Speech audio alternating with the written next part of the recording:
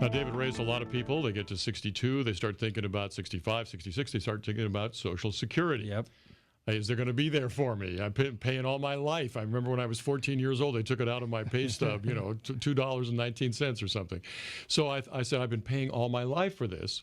What can I expect in return? And we had a conversation the other day where you were talking about, well, there's a lot of ins and outs of this. Mm-hmm. Describe some of that.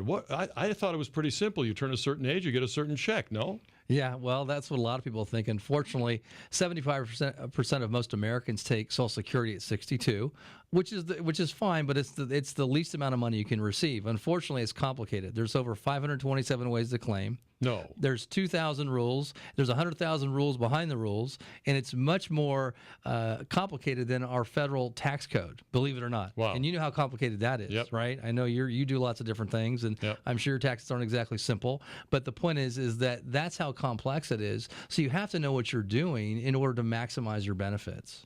So give me some examples. Now, for instance, I waited till I was, I think in my age group, it was past 65, it was 66 or something, to get Social Security. Did I make a mistake?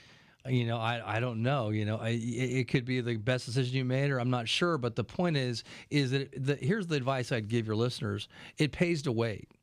Okay, and waiting in and of itself is not the only answer, because some people can't afford to wait. Why does it pay to wait? Because the reason being is when I started studying Social Security several years back, I learned that between age 62 and 66, you earn about 6% per year.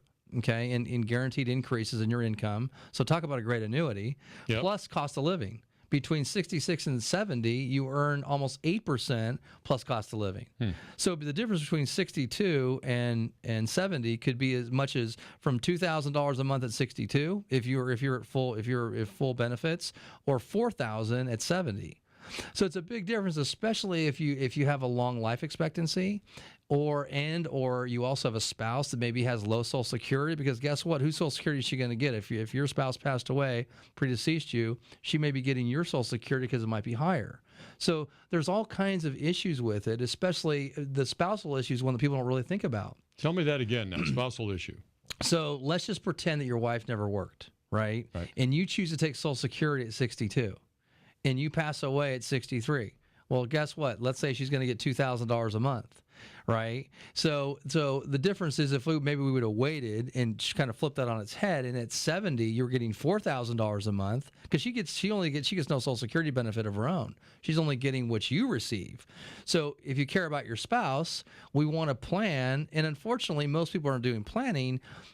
In order to wait, you have to do other planning with your investments. So you have to integrate your investment plan, your retirement plan, with Social Security, because most people can't afford I'm just going to wait for my benefits. They have to have some way to build that bridge, I call it. That's right. Between 62 to 66 or 62 to 70.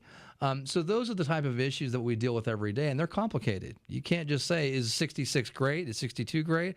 I don't know. We have to figure it out. So your advice is you want to get the best maximization out of your Social Security investment. Period. All these years of working, you got to come in and talk to David Reyes and sit down and go over your unique situation. Yep. There's no other way around it. You just can't pick a number, pick a date. You have to integrate that with pensions, with your 401ks, your IRAs, your other investments. We have to look at your life expectancy, your spouse's income. You can see just right there. I mean, I've rattled off about a half a dozen areas where we have to make sure that we're making the right decision for the family.